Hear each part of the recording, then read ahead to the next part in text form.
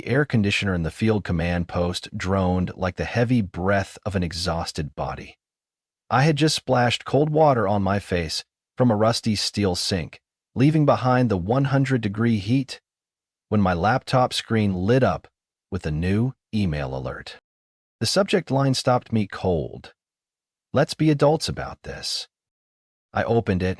No greeting, no goodbye, just 3 clipped sentences. "I've filed the papers. I've moved the money from our joint account. Luke has moved in with me." I read it again, once, then again. After that, I closed the laptop. Stood up. No sigh. No curse under my breath. I walked toward the bunk row, opened my locker, took out my neatly pressed uniform, and got dressed like I did every day. Outside, the Jordanian sun threw sharp white streaks across the ground. I had just a few minutes before my shift. I still showed up on time. No one knew anything. That evening, back at the barracks, I opened the email again. My hand was steady like writing a tactical report. I typed, "Understood." Hit send. That was it. Ethan, my bunkmate, looked up from his book when I lay down. "You good, man?" I nodded. "Just some stuff back home." He didn't ask more. In the military, silence is a form of respect. I'd served in Ramadi, Fallujah, and now Amman, over 18 years in strategic operations. But no battle had ever knocked the wind out of me like those 3 lines did. 4 months earlier, I had hugged my wife and our 8-year-old daughter goodbye at the airport. Claire, my wife, held me tight, but her eyes felt distant, like I was just some former classmate she'd run into by chance. I told myself I was overthinking, that work stress was making me paranoid. I was wrong. My name is Thomas, 45, Army Major. I've been through 3 war zones. But I never imagined that while I was on the border of the Middle East, my wife in Denver would move another man into the house I paid for with blood, sweat, and missed birthdays. Betrayal doesn't always scream or cry. Sometimes it arrives as a soulless message during a lunch break, in a dusty tent where no one can see you fall apart. We used to have laughter-filled afternoons, camping trips in Estes Park, winter nights under thick blankets, listening to our child's steady breathing in the next room. I once believed I had a real home. What kept me silent wasn't pain. It was a deeper chill than anything I'd felt in the desert. Claire didn't just file. She'd cleared the path long before. Nothing was impulsive. Her decision had been made. I was just the last to be notified. The money in our joint account, nearly $70,000, including college savings, emergency fund, and my unused end-of-year bonus, vanished with a few clicks. I didn't scream, didn't call, didn't text to demand anything. Not because I was weak, but because I knew. The battlefield isn't always where bullets fly. Sometimes it's where you must stand tall while your world burns quietly. I never start wars, but I know how to end them. That's when I began making a plan, not to reclaim love, to restore justice, not because I was hurt, but because my daughter doesn't deserve to grow up in a lie. This mission had no name, no team, but I knew how to run it. It started with the little things. A new shirt she didn't mention. The way she'd send a text, then drop her phone face down on the table. That was last fall, around October. Denver was cool, the leaves were turning, but the warmth in our house was long gone. Claire stayed late at work, saying the clinic had more patients, more shifts. Always a meeting, always an urgent case. But every time I offered to pick her up, she politely declined. She changed her phone password, citing workplace security. She started using Bluetooth earbuds, even around the house. I didn't question her. Not because I didn't want to know, but because if she was lying, any excuse would mean nothing. Claire used to love evening walks in Wash Park, biking around the lake with our daughter. She stopped, said she was tired, sent our kid to her mom's, then went for solo time. One day, my daughter asked, "Why doesn't Mom want me to go with her?" I looked into that little face and had no answer.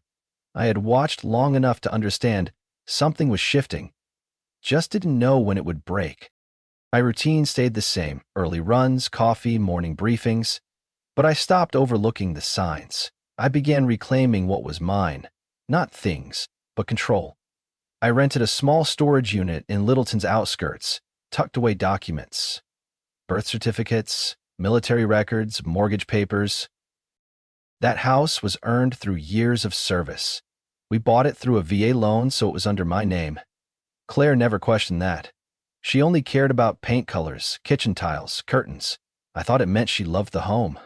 Later, I realized she was decorating a space never meant for me. In November, Claire suddenly joined a high-end gym in Cherry Creek. She went almost every evening, always immaculate, her hair perfectly styled. I once stood behind the door when she came home, listening to her heels click against the hardwood. Not gym shoes. I didn't confront her.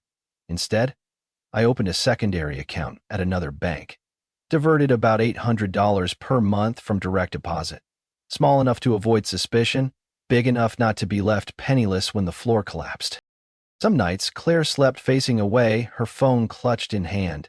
I stared at the ceiling, remembering patrols in Mosul, silent footsteps in sand, heavy weapon on shoulder. Maybe those years trained me for this. Watch. Wait. Strike only when sure. One Sunday, Claire took our daughter to her mother's. I cleaned out the garage and found a round-trip plane ticket to San Diego, tucked inside a purse she left in her trunk. Same weekend as that dental seminar she'd mentioned. I returned the ticket without a trace. The picture sharpened. I stayed quiet. A week before deployment, Claire hugged me at Centennial Airport. Her grip was loose.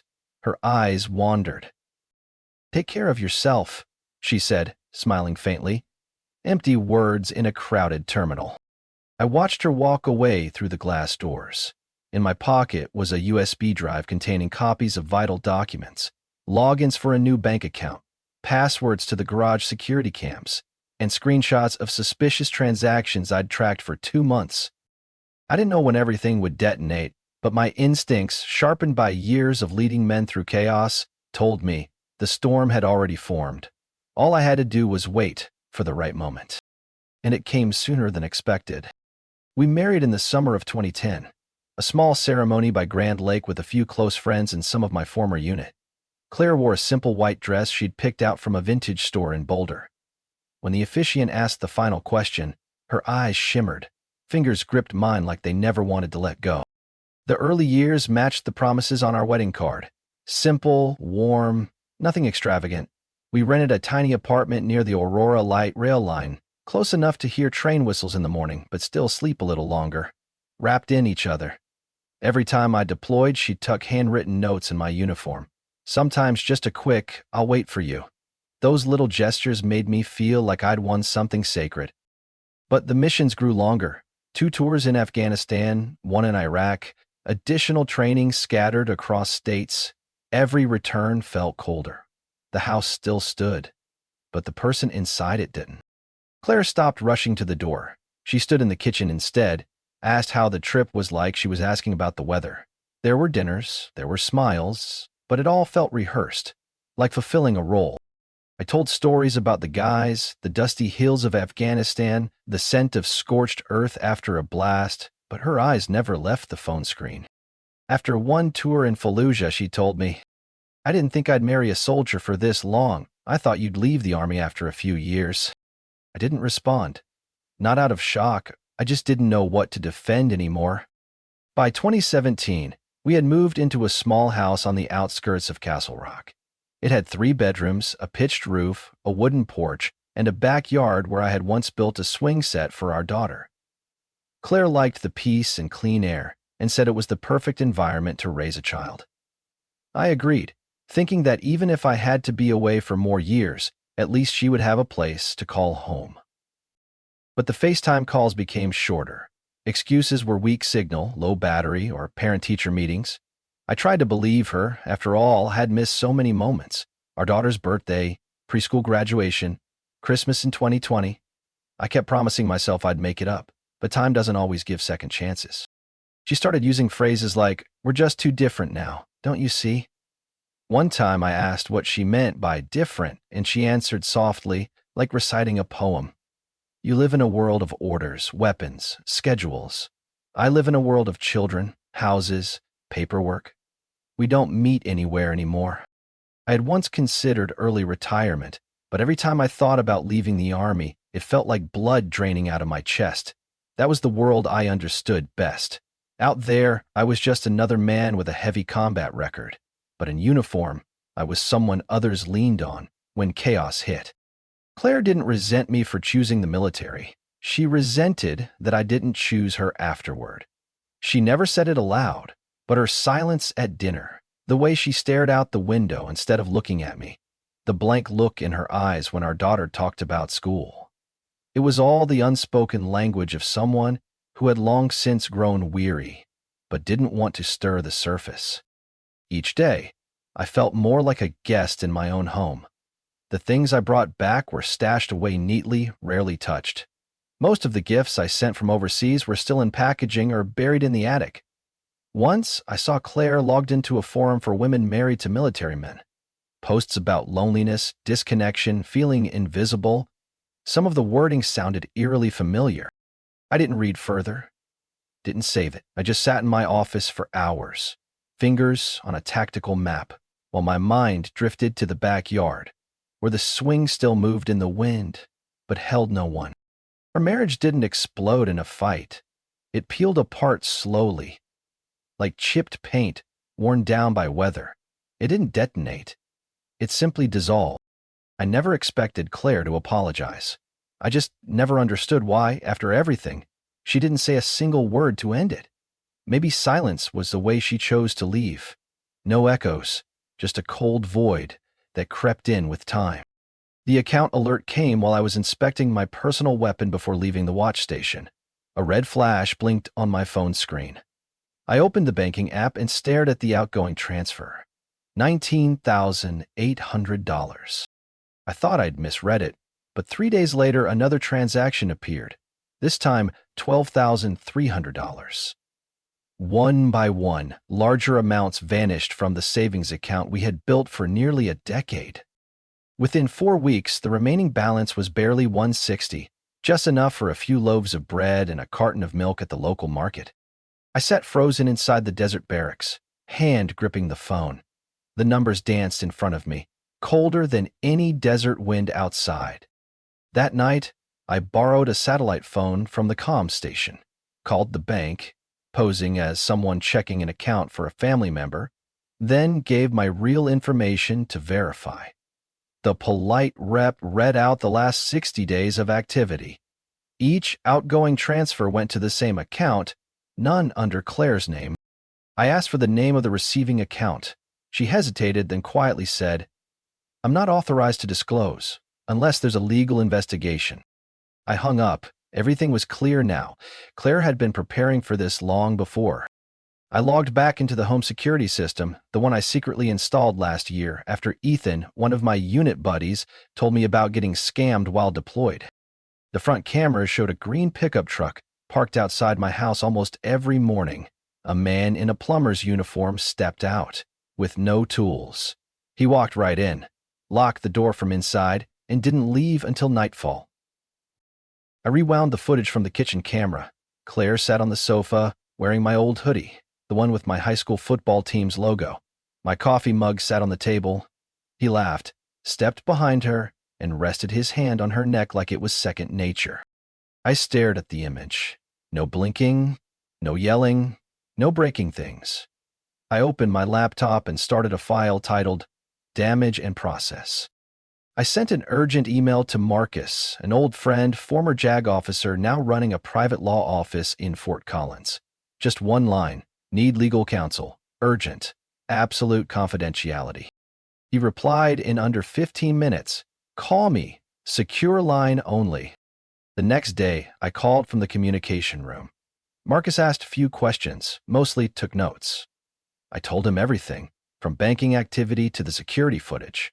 After a pause, he said, "We need to check the deed in the loan file. You're the sole borrower on the VA loan, correct?" I confirmed. "Then this might make you want to punch a wall," Marcus said. He had accessed the mortgage database under authorization. 3 weeks after I left, Claire submitted a refinance application for the house with a local bank, a new loan worth $310,000. The file had my signature, completely forged. I asked Marcus to email me a scanned copy of the original document through encrypted mail. At a glance, it looked similar, but anyone with a trained eye would notice the signature lacked pressure, the surname was stretched out, and one unmistakable detail. I always capitalized the T in my middle name. This one was lowercase. Claire had forged my name, drained our joint account, lived with her boyfriend in my home, and most significantly, refinanced the house under my name for cash. I leaned against the rough concrete wall and exhaled like I'd just walked through a minefield. This wasn't infidelity. This was calculated, a structured abuse of military absentee status for personal gain. I didn't need local cops. I needed federal. I texted Marcus. "We're going criminal. If needed, bring in the FBI." He answered. "Already considered, but first we need the bank to verify the forgery. I'm drafting the complaint." I closed the laptop, stepped outside the barracks, and looked up at the stars, cold and countless. No wind, no sound, but my own pulse. I didn't call Claire. Didn't ask why. If she had gone as far as forging my name to strip me of everything, then any conversation now was just wasted breath. From the desert, I switched to mission mode, quietly, like every op I had led in Syria, where the smallest misstep meant no one made it home. I made a detailed list in my leather notebook, each task numbered, every timestamp tight. First line, freeze assets. Marcus helped file an emergency motion with the Douglas County Recorder's Office, requesting a temporary hold on all transactions related to the house, citing signature forgery and dispute over military-owned property. We attached scans of my legal signature from my ID and the forged one. The contrast was undeniable. Next step, verify the identity of the co-borrower Claire had listed, Jaden Cross. His listed address matched mine on the refinance documents. Marcus called after 3 days of digging. "Thomas? Jaden was arrested in Flagstaff in 2019 for financial fraud. He targeted separated women to take control of assets. 2 previous charges were dropped due to lack of evidence. This is his 3rd similar case." I paused, still staring at the satellite map of my deployment zone. What about Claire? No criminal record, but she's linked to suspicious transfers, consistent payments sent to another account, not Jaden's. A new name popped up, Emily Keener, works at a real estate office in Lone Tree. I moved to line 3 in the notebook, follow the money. I asked Marcus to trace the financial flow. He contacted an old colleague from a bank fraud unit with access to internal transfer logs. Within a week, we found out Claire hadn't just refinanced the house. She had signed a deposit agreement for a luxury condo in Highlands Ranch, listed under Emily Keener as the buyer. The transaction was worth $370,000. And the person who submitted the deposit? Jaden Cross. This clearly wasn't a rash decision. It was a calculated sequence, coordinated across multiple players. Claire, the woman who once held my hand and swore to stand by me, was now helping a con man turn a soldier's assets into cash. I moved to the next phase, build the criminal case. Because it involved a VA loan, I submitted a detailed report to the Department of Veterans Affairs and the Department of Defense. Within 48 hours, I got a response. The case had been forwarded to the Federal Financial Crimes Office in Denver. An agent named Harmon contacted me, requesting a statement once I returned to the States. I also activated remote recording and cloud storage for the entire home security system, not just the outdoor cams, but the ones in the living room, kitchen, even the garage where I rebuilt my dad's old Harley. 3 days later, I received footage of Claire signing documents alongside a woman wearing glasses. It was Emily. Jaden wasn't in that clip, but in another, he walked into the house carrying a paper bag full of documents. Marcus emailed me. "There's enough here to press federal fraud charges. I've prepared the file for the FBI. That said, they'll want more proof of intent in a pattern to show it's part of a structured operation." I marked task number 8, bait the trap. I logged into the cloud system and clipped a recording of Jaden on the phone. Get the house handed over before the 20th so the brokers can sell it quick, sooner's cleaner. I sent the clip and a written report to Agent Harmon. A day later, he called back. We suspect this is part of a ring targeting long-term deployed military personnel. You're not the first. But because of you, we now have a solid chain of evidence to justify surveillance. I didn't ask for updates, I just needed action. That night I lay on the iron bunk, head on my backpack. Under the dim light, I rewatched the clip of Claire laughing in the kitchen while Jaden poured wine. I didn't feel pain anymore. Nothing stung. Just cold, and precision in every move. That morning, around 6:40 a.m. Denver time, the front camera caught unusual motion. I'd just finished my night shift when the app notified. Unrecognized activity. Main entrance. I checked the feed. A dark gray SUV parked tight against the curb. A man stepped out, adjusted his jacket, and rang the bell. 3 minutes later, Jaden opened the door and shook his hand like they'd arranged it. I fast-forwarded to the living room feed. Both entered. The man in glasses, white button-down shirt, holding a semi-pro camera. They walked through each room, chatting and taking notes. In the kitchen, he took multiple shots from different angles, lingering longest at the corner cabinet I had built by hand. I turned up the audio, pulled the speaker close. If we list today, I can bring in at least 3 cash investor groups. What price are you thinking? Jaden replied. $460, but I think $420 closes fast. Yeah, pretty standard. Keep it under market to move it quick. I didn't need to guess further. They were preparing to sell the house. Without me. No legitimate signature. Not legal at all. I took screenshots of every frame, logged the entire conversation. His name was Trevor Miles, according to the Colorado Real Estate License Database, previously cited twice for price manipulation and insider deals. I sent all data to Marcus and Agent Harmon within an hour of the footage ending. Marcus responded first. Clear voice evidence, Trevor is violating listing law by trying to sell a property with unclear ownership. They're using underpricing tactics to liquidate fast. Looks just like 2 other cases I handled in Boulder. Agent Harmon called that afternoon. Thomas, we've already tracked activity logs for Trevor and Jaden. Your cameras helped tighten the evidence chain. This isn't personal fraud anymore. This is part of a system. The next afternoon, another camera alert popped up. A woman planting a sign in the front yard. Open house, Saturday, 11 a.m. I laughed, not out of humor, just the absurdity.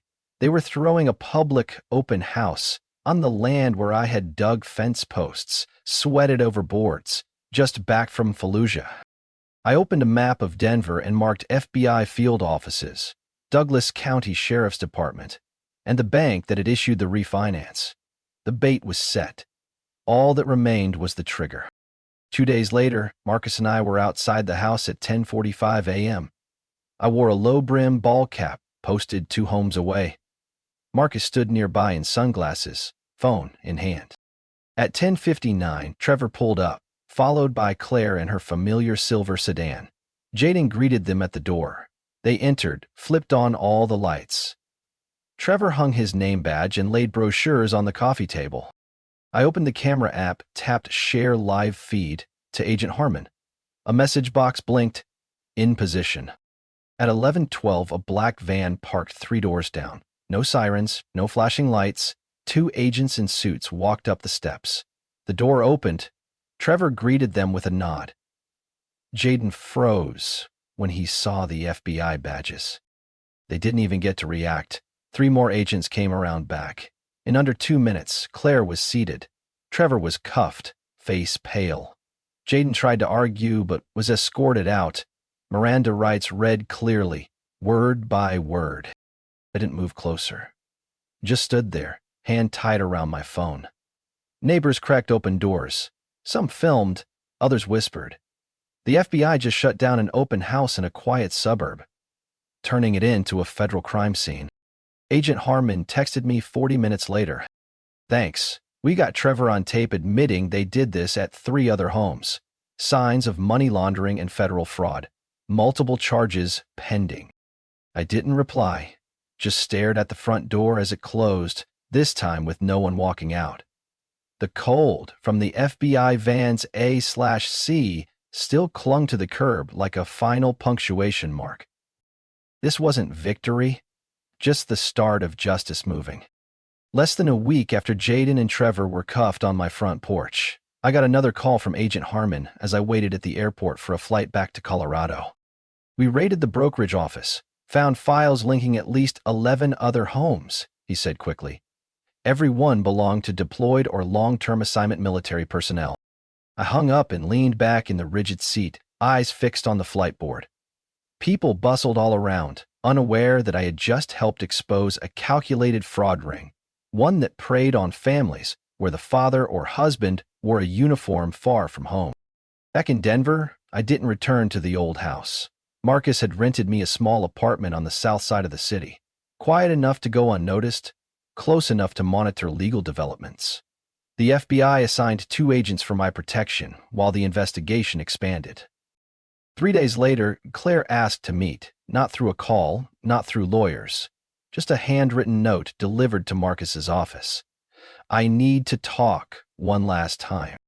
We met in a county courthouse meeting room with investigators present.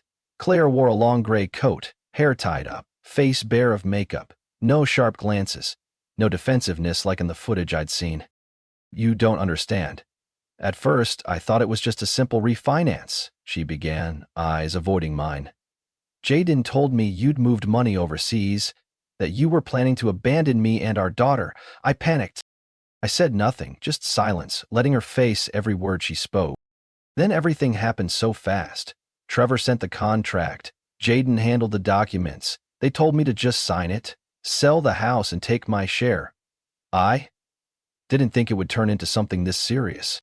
She said, didn't think, as if the forged signature on a refinance file had appeared on its own, as if over $300,000 had flown into an account she knew nothing about.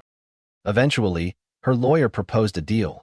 If I agreed not to press charges, Claire would repay all the funds withdrawn from the savings account, relinquish all rights to the house and any assets tied to it, waive any claim to my military pension, signed a sworn statement admitting to the forgery and collusion with outside parties. Marcus reviewed the agreement, then looked at me. You could go criminal, but if you want to close this fast and keep your assets, this is the cleanest path. I looked at Claire one last time. There were no tears in her eyes, only the dazed look of someone who'd waded too far into a pit of their own making. I nodded, signed the agreement. The FBI kept digging. Jaden named 3 other accomplices in the local brokerage network. Trevor immediately negotiated a lighter sentence by handing over internal records.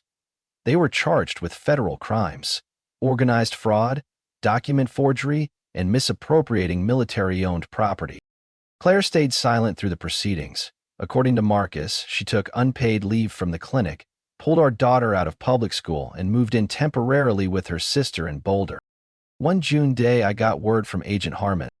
Jaden Cross got 11 years. Trevor received 14 for being the broker hub. Their testimony reopened 5 cold cases. He paused, then said slowly, "You were the first with full evidence from the start. Because of your security cameras, because you tracked the money early, because you kept your composure when most would have torched it all." I didn't react. No pride, no regret. After hanging up, I stepped onto the balcony of my rented apartment and looked down at the street. People were still walking, still driving, still laughing on the sidewalk, unaware that a well-oiled fraud ring had just been dismantled right in their neighborhood. I had lost a family, but I kept my honor. And more importantly, I stopped others from losing what can't be measured. The divorce papers were signed and stamped one October morning. No courtroom, no cross-examination. It was settled through documents. Claire agreed to return most of the money she withdrew, gave up all rights to the house and to the pension I earned from 20 years of service. I didn't attend the final meeting at the law office. Marcus handled it for me. When I stepped out of the legal system, I didn't feel relief, just stillness. A silence that lingers after the storm has passed. 3 weeks later, I left Denver. Took a canvas backpack, a crate of old tools, my military records, and the rescue dog I adopted, a shepherd mix I named Boone. The place I chose was an old cabin in western Wyoming, near the Idaho border. Not Montana like Marcus suggested. I didn't want to retrace anyone's steps. The cabin had 3 rooms, dark wooden roof, a porch facing the Bridger Teton Range. No cell service, though I kept a satellite phone inside, a habit from years in the field. Mornings were for cutting wood, clearing brush, fixing fence posts. Afternoons for painting windows, sanding the loft, replacing rusted outlets. No one rushed me, no urgent texts, no alarms. Sometimes I took small orders. Bookshelves, porch swings, hand-carved signs for the local ranger station. Money didn't matter anymore. My pension covered a modest life. I didn't count dollars, I counted peace. One early winter morning, I opened the mailbox next to the gate and found a cream-colored envelope. No return address, just one line. Thomas Briggs. He opened it. Slanted handwriting, small, steady. My husband is stationed in Guam, Navy. I almost signed the same set of papers she gave you. So that man, Jaden Cross, came to me too, said the same things. But because of that FBI article, because of your name, because of your statement, I stopped. You don't know me, but you saved my family. Thank you for not staying silent. Thank you for standing your ground. No signature. I read it 3 times, folded it into a square and placed it on a small wooden shelf by the fireplace, next to my father's pocket watch. That night, for the first time, I lined up long timber planks to build a dining table, not just for myself. No one came to eat, no one was invited, but I still built it. One quiet afternoon, while repainting the porch railing, Marcus called. You need to hear this. The Department of Justice just finished the investigation. Thanks to your testimony, they reopened 14 similar files. At least 5 service members got their homes back. I set the brush down, said nothing. They also want to invite you to the Veterans Day ceremony next month in D.C. They're honoring those who've helped their communities. I declined, not out of humility. I just didn't need a medal for something that should never have happened. Boone sat by my feet, ears perking at the sound of wind threading through the pines. I pulled the tarp over the saw, packed up my tools, and sat on the steps. Life wasn't loud, it wasn't flashy, but it was intact. I don't think about Claire much anymore. Not because I've forgiven her, but because she no longer belongs in the things I'm building. Those years aren't erased, but they no longer dictate where I go. At night, I often lay listening to logs crackle in the stove, firelight danced across the cabin ceiling, Boone curled up under my chair. Sometimes I'd take out that unsigned letter, run my fingers over the ink, feel the weight of each stroke. What I carry from my past isn't failure. It's proof that even in the wreckage, someone can stand and keep the road clear so others don't fall. Thomas is no longer the man who was betrayed while serving his country. He's living proof that true strength lies not in retaliation, but in steady resolve and clarity when facing loss. From the parched deserts to a quiet cabin in the woods, he didn't just reclaim justice for himself. He stopped other military families from falling into the same trap. In the silence of the forest, he found honor, freedom, and faith in doing what's right. What do you think of Thomas' journey? Was his silence weakness or strength? Share your thoughts below, and don't forget to follow the channel for more powerful, real-life stories about family.